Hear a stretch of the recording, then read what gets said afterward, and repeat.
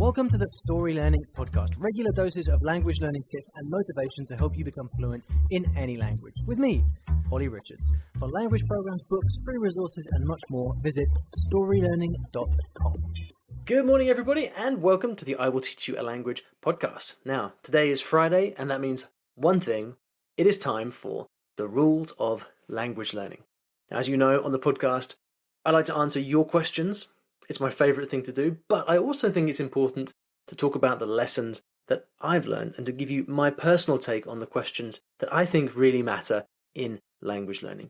Perspectives and ideas that might not be immediately obvious, but I think are really the most important things of all. And so this is where I offer you the rules of language learning. It's all the most important lessons that I've learned over the years, distilled into simple rules for you to follow every Friday. Now, these rules are also available as video, so recorded in my studio, and also as blog posts in case you like reading, so you can do that. To find these blog posts and video versions of the rules, simply go to iwillteachyoualanguage.com and click through to the language blog page, and you'll find all the most recent rules there.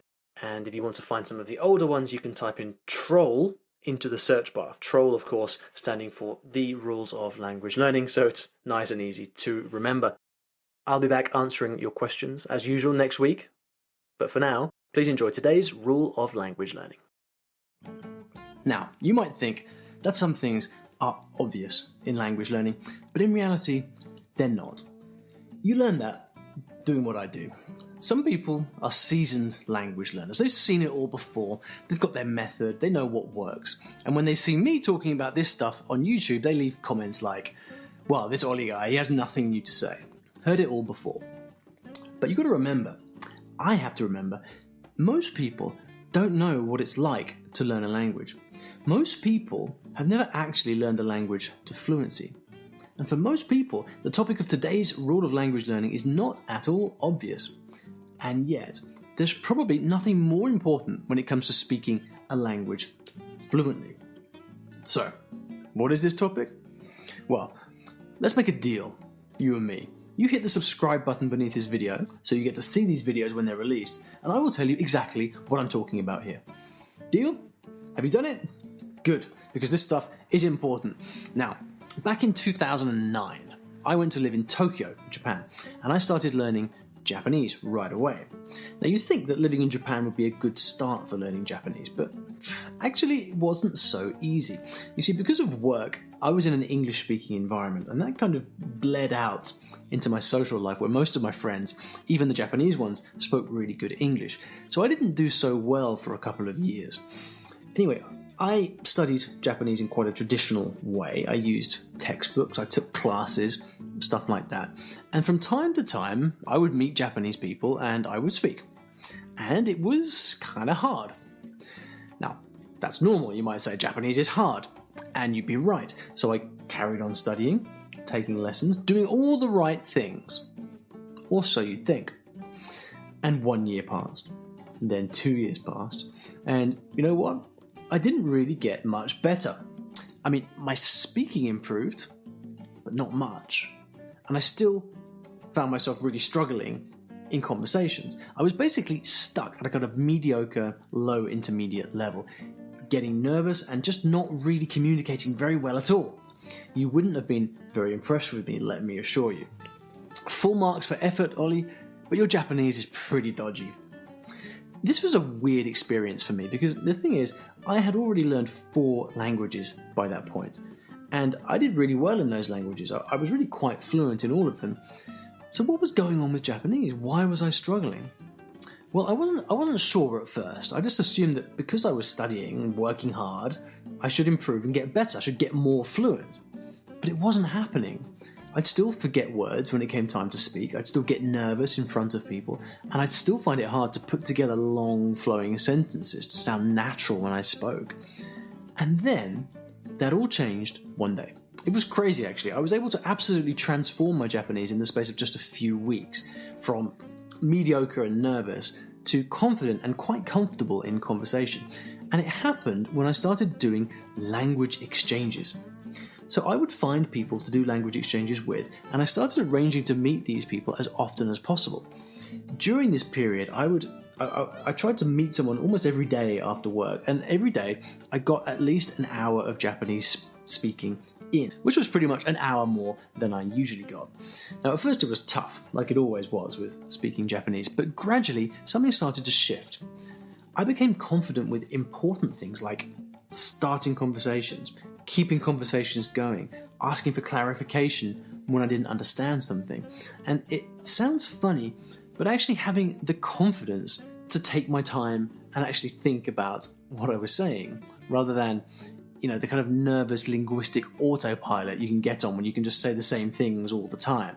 Basically, over the period of a few weeks, I felt like I matured linguistically into someone who had the confidence and ability to talk intelligently to people, finally. It was really amazing, and one of the most transformational experiences I've ever had with a language. And when I thought about why it happened, the answer was staring me in the face. I had never spent much time speaking before. Sure, I'd studied a lot. I'd been to lots of classes. I'd eavesdropped on a lot of conversations and wished I could take part. But actual airtime, sitting face to face with someone and conversing, not all that much. The crazy thing is that I didn't really learn anything new in these few weeks of intensive speaking practice. Nothing much new, and I didn't need to. The Japanese words and phrases I became confident with, they were already kind of in my head somewhere. I just need to speak in order to activate them and get comfortable using them. There is a real difference between knowing something intellectually and being able to use it in the throes of conversation. It takes real practice. And this is why in my teaching, I always encourage you to find speaking partners or sign up to a service like italki and actually commit regular time to speaking the language that you're learning, because that is how you get good. Now, I used to think that this was obvious too. You want to speak a language? Okay, well, speak it then. But only later did I realize that this is not at all obvious to many people who are used to traditional methods of language learning, where it's all about the study, all about the textbooks and the exercises. And this was most clear when one of my Fluent Spanish Academy students, which interestingly is a training program specifically for people at the intermediate stage in Spanish who are struggling with this exact thing, with speaking confidently. Courtney was her name, this student. She emailed me and she said, "Olly, you were the only person who told me that if I wanted to be able to speak Spanish, I actually have to speak it." And so Courtney had committed to speaking Spanish regularly and then emailed me to say that thanks to that one simple piece of advice, she had achieved her dream of becoming fluent in Spanish after years of struggle. It's amazing.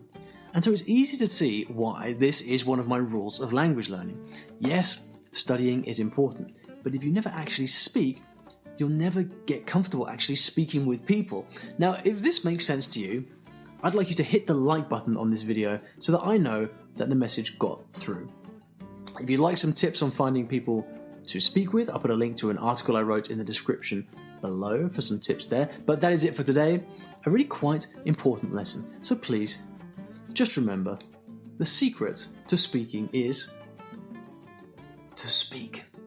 Thanks for checking out the video. I hope you enjoyed it. And if you did enjoy it and you'd like me to continue this series of the rules of language learning, then you can let me know by liking this video. Also, if you'd like to be notified when I upload new videos every week, then you can subscribe to the channel using the big red button below, and the videos will pop right up in your news feed. Thanks for listening to today's episode. And here at Story Learning, everything that I do is powered by stories, whether that's writing books, teaching lessons, crafting courses. My mission is to help everyone succeed at learning a new language through the power of story. And we now have comprehensive language courses in over 15 languages, from Spanish to French, Korean to Japanese, and across all levels from beginner to mastery. And you can take a 7-day free trial of any of these programs by visiting storylearning.com/courses.